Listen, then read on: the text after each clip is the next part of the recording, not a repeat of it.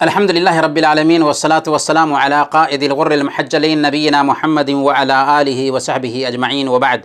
محترم بھائی اور بہنوں، السلام علیکم ورحمۃ اللہ وبرکاتہ۔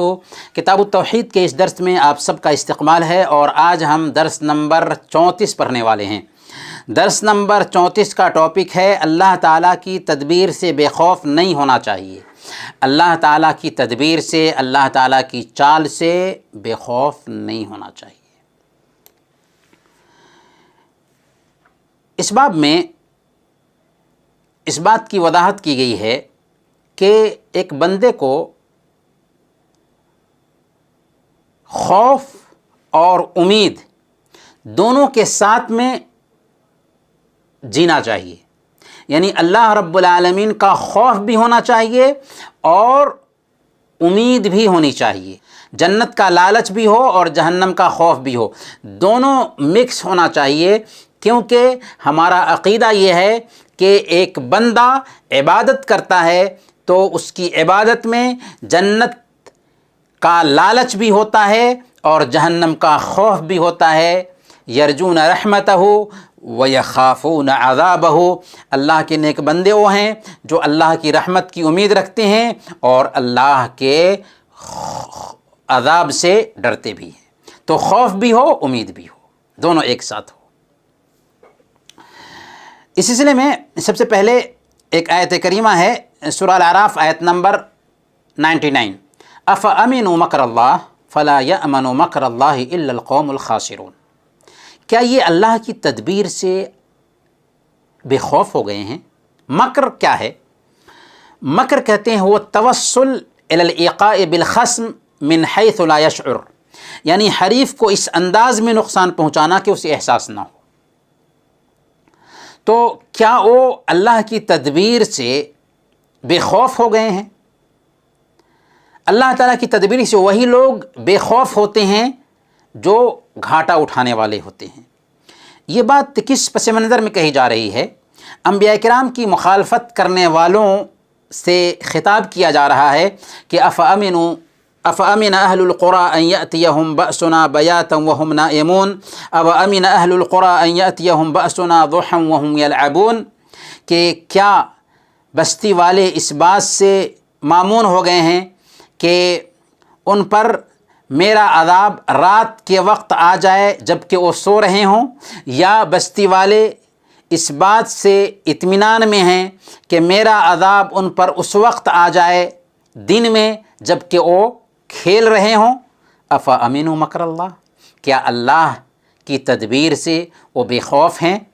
فلا یأمن مکر اللہ الا القوم الخاسرون، اللہ کی تدبیر سے وہی لوگ بے خوف ہوتے ہیں جو گھاٹا اٹھانے والے ہوں۔ اچھا، وہ اللہ کی تدبیر سے بے خوف کیوں ہوتے ہیں؟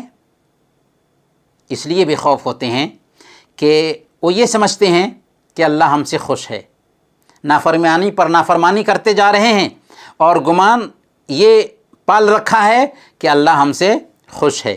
اسی لیے مسند احمد کی ایک روایت ہے، اللہ کے نبی صلی اللہ علیہ وسلم نے ارشاد فرمایا، اذا رأیت اللہ یعطی العبد من الدنیا علی معاصیہ ما یحب فانما هو استدراج، کہ اگر تم دیکھو کہ اللہ تعالیٰ کسی بندے کو اس کے گناہ کے باوجود اس کی پسندیدہ چیز دے رہا ہے تو سمجھ لو کہ وہ ڈھیل ہے، یہ ڈھیل ہے۔ اس لیے گناہ پر گناہ کرنے کے باوجود، ظلم پر ظلم کرنے کے باوجود، اللہ کی نافرمانی پر نافرمانی کرنے کے باوجود اگر کسی بندے کو مل رہا ہے تو اپنے لیے اس کو خیر نہ سمجھے بلکہ وہ شر ہے، وہ ڈھیل ہے۔ اللہ کی رسی جب کھینچی جائے گی تو اس کے ہوش ٹھکانے لگ جائیں گے۔ تو گویا کہ یہاں پر اس بات کی وضاحت کی گئی کہ ایک بندے کے اندر بے خوفی نہیں آنی چاہیے، خوف ہونا چاہیے، اللہ کی چال سے مطمئن نہ ہو جائے، اللہ کی گرفت سے مطمئن نہ ہو جائے بلکہ اللہ کا ڈر دل میں بسائے رکھے۔ دوسرا جو نقطہ ہے جس کی طرف ہم نے اشارہ کیا کہ خوف کے ساتھ ساتھ امید بھی ہونی چاہیے، تو اس کے تعلق سے اللہ تعالیٰ فرماتا ہے، قال ومن يقنط من رحمت ربه الا الضالون، اور گمراہ لوگ ہی اللہ کی رحمت سے مایوس ہوتے ہیں۔ مایوس بھی نہیں ہونا ہے، امید بھی ہونی چاہیے۔ 100 آدمیوں کے قاتل کی توبہ قبول ہو جاتی ہے نا، اس لیے اللہ رب العالمین کی ذات سے امید رکھنی چاہیے۔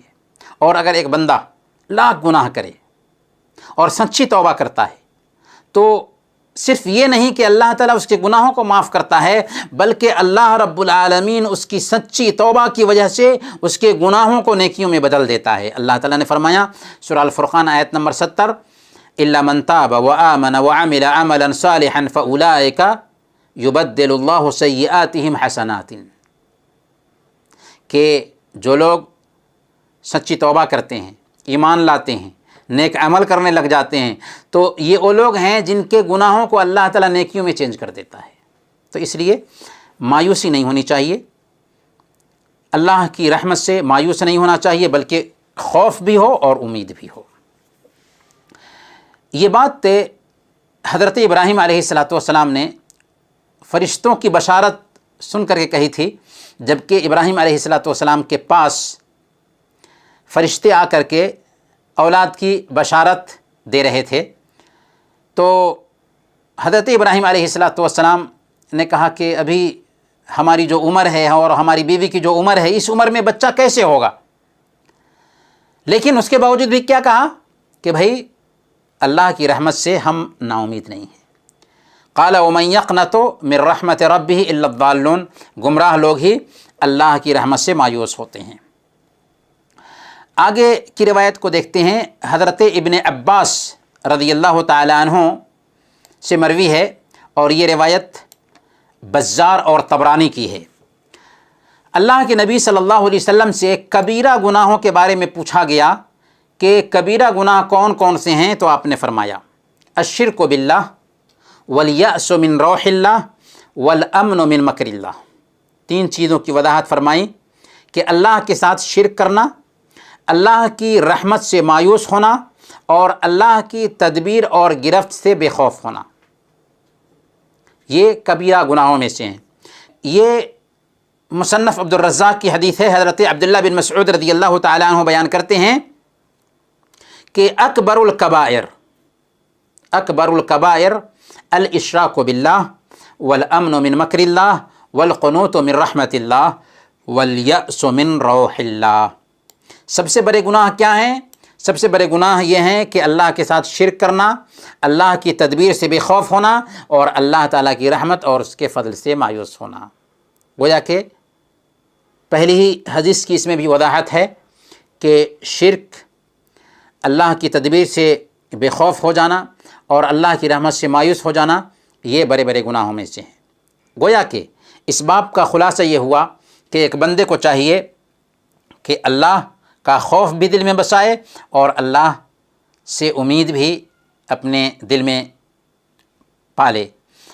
امید اور خوف کے ساتھ ایک بندے کی عبادت ہوتی ہے۔ یرجون رحمتہ ویخافون عذابہ، اللہ کی رحمت کی امید رکھتے ہیں اور اللہ کے عذاب سے ڈرتے ہیں۔ انہی چند کلمات کے ساتھ آج کا درس ہم ختم کرتے ہیں۔ وصلی اللہ علی نبینا محمد وعلی آلہ وصحبہ اجمعین۔